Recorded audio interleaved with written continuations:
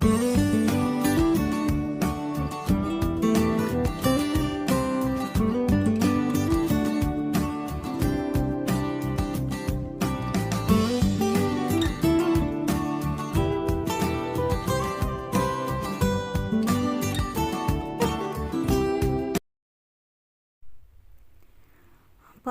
Sidik.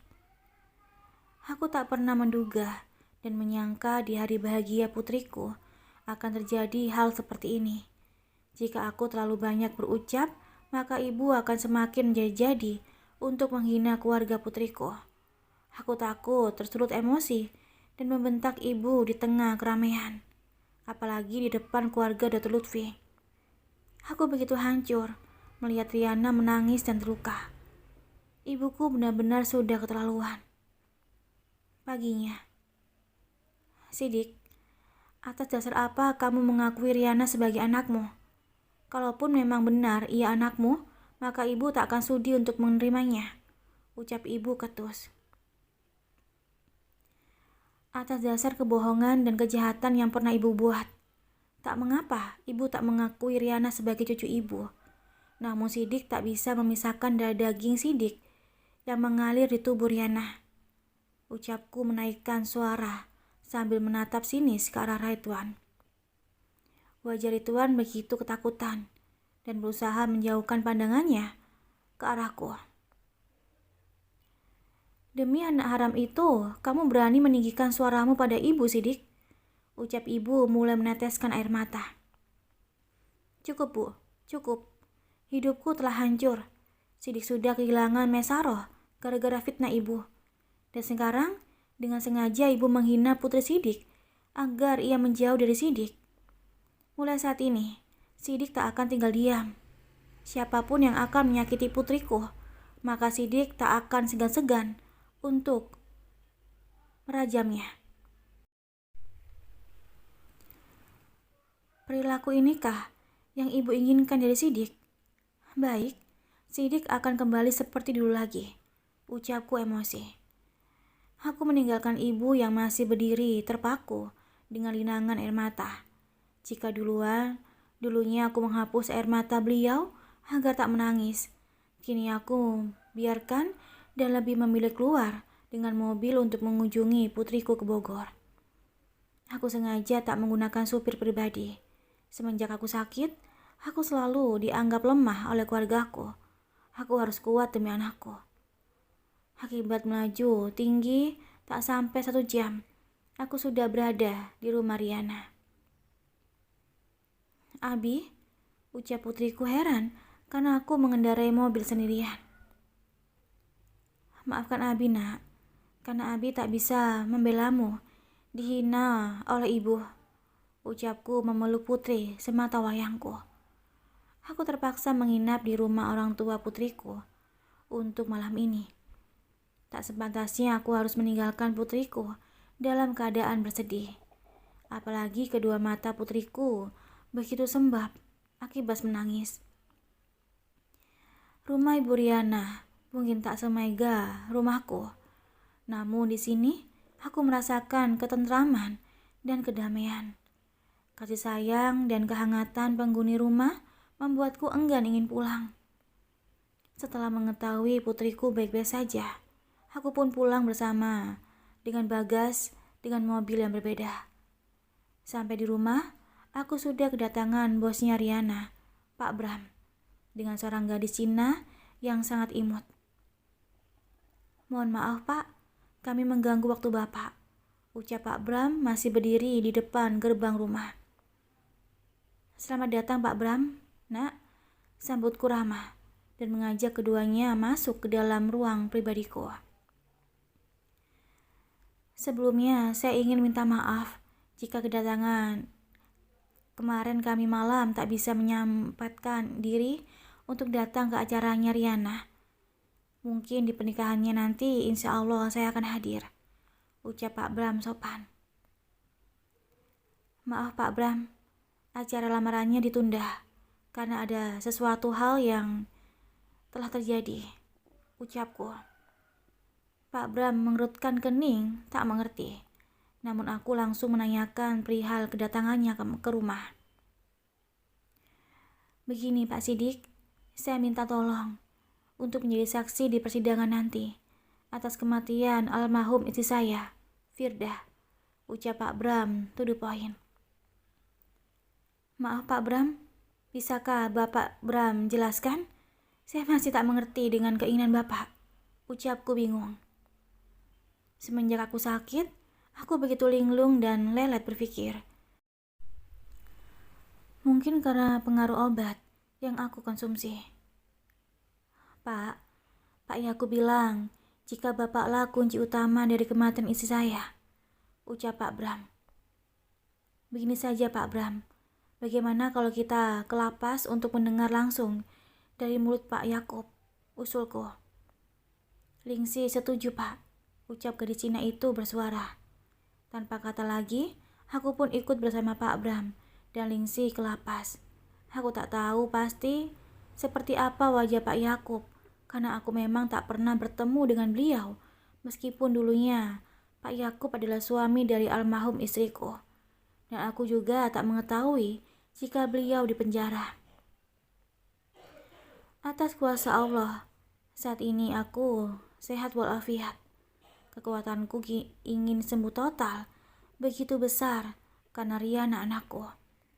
Layaknya orang normal, aku kembali bisa bergerak bebas tanpa ada yang kukeluhkan pada tubuhku. Kami pun sampai di lapas. Setelah menunggu sekitar 3 menitan, Pak Yakub pun keluar dari sel bersama petugas lapas. Pak Bram, Pak Sidik, ucap Pak Yakub mengenaliku. Beliau pun duduk dan berjabat tangan denganku. Mungkin Pak Bram masih kecewa dan sakit hati dengan Pak Yakub, hingga Pak Bram enggan membalas uluran tangan dari Pak Yakub. Wajah Pak Yakub begitu teduh dan menenteramkan. Aku yakin beliau benar-benar difitnah oleh seseorang. Begini Pak Yakub, Lingsi sudah membawa Pak Sidik ke sini. Sekarang Bapak bisa bercerita dengan beliau, ucap Lingsi. Mohon maaf Pak Sidik sebelumnya. Saya bukan secara sengaja melibatkan Anda untuk mencari kebenaran. Namun saya sangat berharap sekali untuk membuka tuntas kasus saudara Bapak yang bernama Ridwan. Beliaulah dalang dari pembunuhan istri Pak Bram. Saya saat itu sebenarnya ingin terus terang, namun sayang, saya tidak punya bukti apapun. Jadi pembelaan diri tanpa bukti sama saja dengan sia-sia Pak, ucap Pak Yakub tanpa ada kebohongan apapun di mata beliau. Tunggu, maksud Bapak saudara saya Ridwan membunuh istri Pak Bram atas dasar apa? Ucapku ingin menggali lebih dalam. Saya tidak tahu apa motifnya Pak, yang jelas saat itu saya dijebak oleh beliau. Saat itu saya sedang bekerja membersihkan taman depan halaman rumah Pak Bram. Pada saat itu Pak Ridwan datang dengan satu anak buahnya. Saya sudah lupa dengan wajahnya. Pak Ridwan menyuruh anak buahnya masuk untuk membersihkan toilet yang ada di kamar Bu Firdah yang kebetulan tersumbat. Pak Ridwan dan anak buahnya menyamar mengenakan pakaian seragam. Berselang sekitar 15 menit, anak buah Pak Ridwan pun keluar dengan alatnya. Setelah itu, salah satu ART yang bernama Dinda memanggil saya jika Bu Firdah ingin meminta bantuan saya. Saat itu posisi kamar Bu Firdah dalam keadaan terbuka. Saya mengetuk pintu berulang kali, namun beliau tak menyahut. Dari bawah tangga, Dinda menyuruh saya untuk langsung masuk. Pada saat saya melangkahkan kaki, saya melihat Ibu Firdah masih bernafas dan dalam keadaan pisau tertancap di perutnya. Saya mencoba membantu beliau mencabut pisau tersebut. Pada saat saya mencabut pisau itu, tiba-tiba Bu Firdah berhenti bernafas. Namun, nasib naas Pak Bram pun datang dan masuk melihat saya ketika memegang pisau itu. Pak Bram langsung menghajar saya habis-habisan. Dan saya kemudian dibawa ke kantor polisi. Tutur Pak Yakub tanpa gagap. Lalu dari mana Bapak tahu jikalau Ridwan itu adik saya? Tanyaku memastikan. Saya pernah mengenal beliau saat datang ke rumah Bapak menemui Maisaroh. Sudah bertahun-tahun saya tak bertemu. Hingga pada saat saya bekerja di rumah Pak Bram, ia hadir kembali. Karena saya mengenal beliau dan kejahatan yang beliau rencanakan, maka beliau mengancam saya jika saya buka mulut menyebut nama Pak Ridwan ikut andil. Maka nyawa Maisaroh akan dihabisi. Saya lebih baik masuk penjara dibandingkan terjadi sesuatu hal yang dengan Maisaroh, ucap Pak Yakub bersedih. Apa? Ucapku lebih terkejut. Pak Yakub pun menceritakan jika waktu itu ia datang ke rumah. Maisaroh ingin pergi dari rumahku karena tak tahan dengan sikap ibu dan Ridwan. Rupanya saat Ridwan mengancam Pak Yakub tentang menghabisi nyawa Maisaroh, sebenarnya Maisaroh sudah meninggal berpuluh tahun yang lalu sebelum ancaman itu terjadi. Ridwan menjadikan ancaman tersebut sebagai alat untuk memperalat Pak Yakub. Baiklah Pak Yakub, saya tidak akan tinggal diam untuk kasus ini. Tolong bekerja samalah Pak Sidik, pinta Pak Bram. Dengan senang hati saya akan membongkar kejahatan diri saya, ucapku janji. Terlalu lama Ridwan berbuat kejahatan dan ibu selalu membela dan mendukungnya. Kini tak ada yang akan bisa menghalangiku untuk memasukkan Ridwan ke dalam penjara. Jika dulunya ibu sering membelanya, namun saat ini cukup sudah bagiku. Sudah 1 minggu ini, aku tinggal bersama ibu. Aku kasihan kepada Abi, yang kadang pulang pergi untuk datang mengunjungiku. Mungkin ini saatnya aku kembali ke rumah Abi lagi. Nak, kasihan abimu. Tak apa jika kamu menginap di sini dan di rumah abimu secara bergiliran. Itu akan lebih baik, usul ibu menasihati. Maunya Riana juga begitu, Bu. Tapi bagaimana dengan nenek yang tak menerima kehadiran Riana? Ucapku pada ibu. Tak apa jika beliau tak menginginkanmu, Nak. Jangan sampai rasa sakit baktimu menghalangi gara-gara mulut pedas nenekmu. Ingat, Nak, seorang ayah yang baik akan tetap mencari nafkah agar keluarganya bisa makan tanpa mempedulikan bentakan bosnya. Kenapa kita sebagai anak tak bisa melakukan hal yang serupa? Ibu yakin abimu sekarang berusaha keras untuk melindungimu. Bantu beliau agar tetap kuat, karena adanya kamu mendampingi beliau adalah obat mujarab baginya, ucap ibuku. Setelah berpikir, ucapan ibu benar juga. Dengan menatapkan hati, aku pun bersiap-siap datang ke rumah Abi. Apalagi malam itu, aku mendengar seseorang yang ingin mencelakai Abi. Aku hampir lupa memberitahu Abi tentang itu, dikarenakan aku terlalu bahagia dengan lamaran Dr. Lutfi. Sebenarnya, aku mengharapkan kedatangan Dr. Lutfi mengunjungi rumahku. Namun seminggu ini, Dr. Lutfi sama sekali tak datang.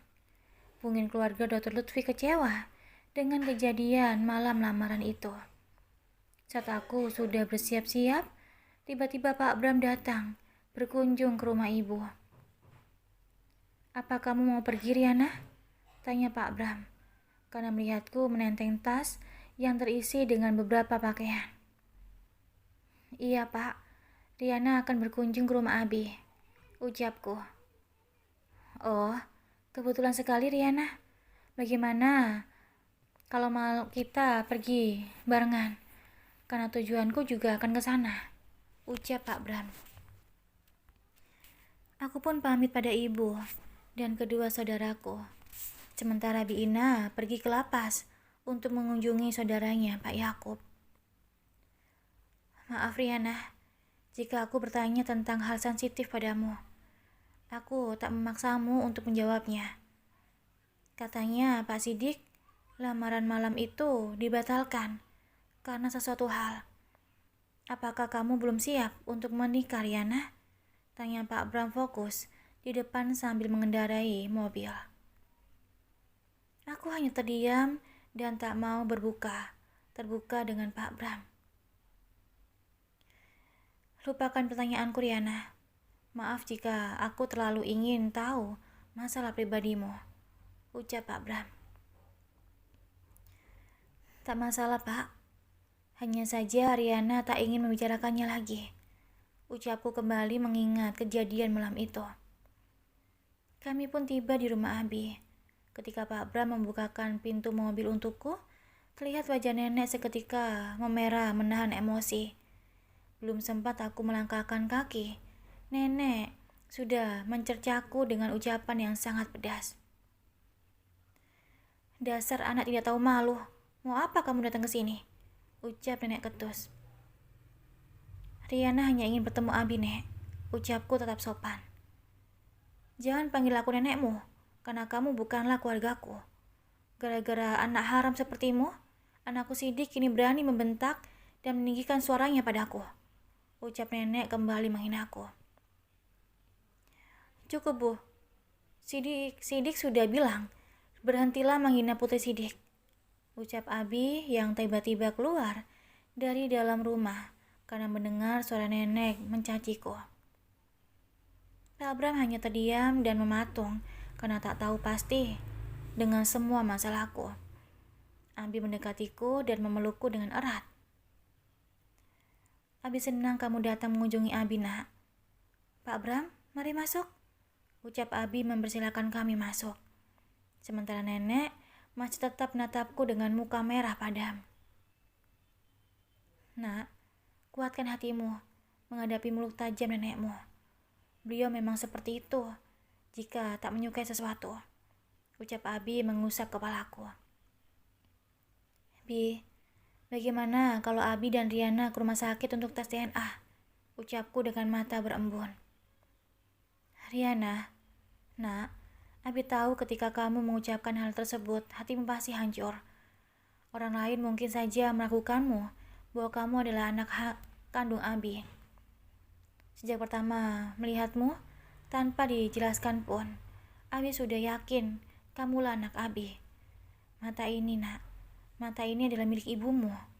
Ucap Abi meraba mataku dengan lembut dan menangis. Riana tahu, Abi tak melakukan Abi sebagai anak Abi. Justru karena itu, supaya tak ada fitnah, tak ada salahnya Abi. Dan hasilnya nanti bisa menjadikan bukti kepada nenek bahwa Riana adalah anak Abi. Ucapku sambil terguguh. Pak Bram hanya menyimak obrolan kami. Kali ini ekspresi Pak Bram sangat terenyuh. Mohon maaf jika saya ikut campur urusan Bapak Sidik dengan Riana. Apa yang dikatakan Riana ada benarnya. Agar sesuatu saat nanti keraguan itu tak menjadi senjata bagi yang membenci Riana ke depannya. Dan maaf sekali, Pak Sidik. Saya berucap seperti ini bukan berarti menuju nenek Riana. Ucap Pak Bram dengan hati-hati. Abi pun setuju dengan Pak Bram. Dan besok pagi kami akan pergi melakukan tes DNA ke rumah sakit. Tak lupa apa yang mengganjal di malam itu. Aku pun menceritakan pada Abi bahwa seseorang ingin mencelakai Abi. Aku mau Abi selalu berhati-hati dalam setiap malam langkah beliau. Rupanya kedatangan Pak Bram kemari adalah ingin membicarakan tentang kasus pembunuhan istri beliau, Bu Firda. Dan yang membuatku sangat terkejut adalah dalangnya adalah Om Ridwan. Pak Bram, sebenarnya waktu Riana menginap di rumah Abi, Riana juga melihat Pak Slamet bermalam di rumah ini. Kata Suster Ana yang menjaga Abi, Om Ridwan sering membawa para temannya memabukkan pesta miras dan narkoba. Tuturku jujur. Abi tak begitu terkejut dengan kelakuan saudaranya. Karena dulunya beliau juga sering menegak minuman keras dan juga obatan terlarang. Bedanya, Abi sudah bertobat, sementara Om Ridwan tak pernah berubah. Pak Bram pun mempunyai usul agar saat mereka berpesta miras dan narkoba nanti, beliau bekerja sama dengan polisi untuk menangkap mereka. Bukannya saya tak setuju, Pak Bram. Masalahnya, pihak petinggi pun ikut andil di dalamnya untuk mendukung mereka, karena mereka menyongkong petinggi dengan ini, ucap Abi memainkan jarinya. Rumah ini sebenarnya peninggalkan almarhum abiku dulu, yang diberikan kepada ibu dan juga perusahaan lainnya. Namun ada suatu perusahaan yang memang dikhususkan untukku dan tak bisa diganggu-gugat oleh siapapun. Semenjak aku sakit, aku percayakan pada Ridwan untuk menanganinya. Bukannya omset malah melesat, namun Ridwan membuat perusahaan manajemennya menjadi kacau. Lalu aku terpaksa menghentikan operasionalnya sampai aku sembuh. Aku bisa saja membeli rumah lain, namun aku ingat amanat dari Abi. Jika rumah ini jangan sampai aku tinggalkan, karena Abi ingin aku tetap menjaga ibu sampai akhir hayat, tutur Abi. Maaf jika aku terlalu panjang bercerita. Maksudku begini, jika Ridwan masih berkuasa dengan uang, maka kita akan sulit menyatukannya. Bagaimana jika Pak Bram membantuku untuk mencari jalan keluar, ucap Abi. Betul Pak Sidik, seperti kasus Pak Slamet saat itu, pernah melecehkan Riana. Apa? Ucap Abi terkejut. Pak Bram pun melanjutkan ceritanya. Padahal saya pernah memasukkannya ke dalam penjara, namun ia bisa bebas begitu saja. Yang artinya Pak Slamet punya backingan kuat dari belakang. Bisa jadi malam itu Pak Slamet ada di rumah ini, karena Pak Slamet adalah suruhan atau kaki tangan Pak Ridwan, ucap Pak Bram. Masuk akal. Abi pun mengangguk paham. Pak Bram pun sudah bermain cantik dengan Dinda ART-nya. Hingga dengan cara apa Pak Bram membuka mulut Dinda, Pak Bram pun berhasil mendapatkan jawabannya. Ternyata Dinda adalah pacar Pak Slamet. Karena Dinda dibutakan oleh cinta, Dinda rela melakukan apa saja demi Pak Slamet, termasuk mematikan CCTV dan melihat kondisi rumah Pak Bram. Dinda tahu Pak Slamet sudah beristri, namun Dinda tetap saja menjalin hubungan gelap mereka. Dan saya sudah meminta maaf dengan Pak Yakub. Selama ini saya sudah menuduh orang yang tak bersalah, ucap Pak Bram menyesal. Kamu benar Yana, rasa bersalah yang aku lakukan pada Pak Yakub mungkin akan selalu menghantuiku sampai akhir hayat. Dan saat ini aku mencoba mencari cara agar Pak Yakub bebas dan menjebloskan Ridwan ke dalam penjara, ucap Pak Bram. Dan saat Pak Bram pamit, secara tak sengaja kami bertemu dengan Pak Slamet. Mungkin beliau ingin menemui Om Ridwan. Wajah Pak Slamet sontak terkejut karena melihat aku menggandeng tangan Abi dan juga Pak Bram. Cari siapa? Sapa Abi yang tak mengetahui jika yang berdiri di depannya sekarang adalah Pak Slamet. Saya ingin bertemu dengan Pak Ridwan, Pak, ucap Pak Slamet agak gugup. Dia tamuku Sidik, ucap Om Ridwan yang baru saja tiba dengan mobilnya. Saat Om Ridwan melihatku dengan Pak Bram, juga lebih terkejut lagi. Pak Bram, ini adalah Ridwan saudari saya, ucap Abi memperkenalkan Om Ridwan pada Pak Bram.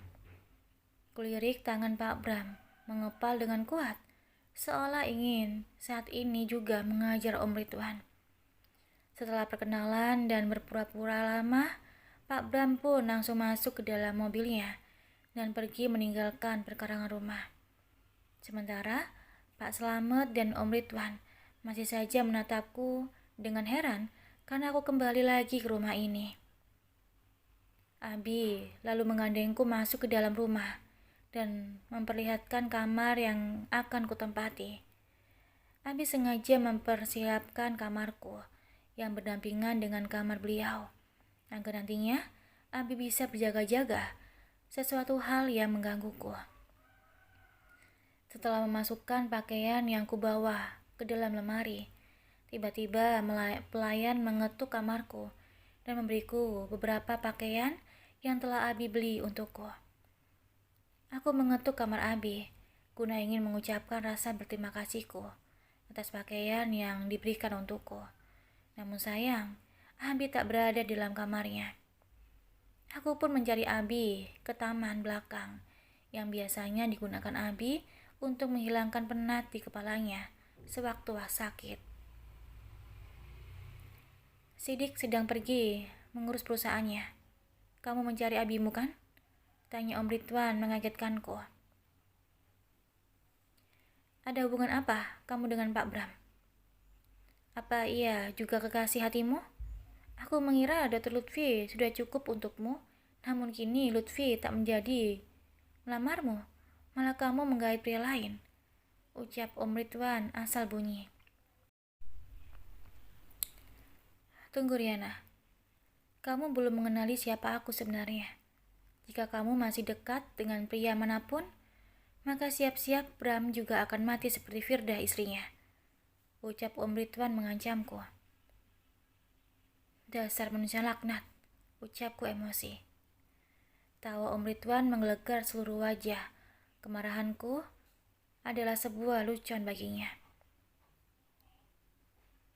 Saat aku menuju kamar, tanganku ditarik oleh seseorang. Beruntung aku belum sempat berteriak. Suster Ana? Tanyaku heran. Suster Ana pun mengunci pintu kamarku. Riana, kamu harus hati-hati dengan Pak Ridwan. Ancamannya tak main-main. Aku datang ke sini atas permintaan Pak Sidik. Selama beliau pergi, beliau menugaskanku untuk menjagamu. Jelas Suster Ana.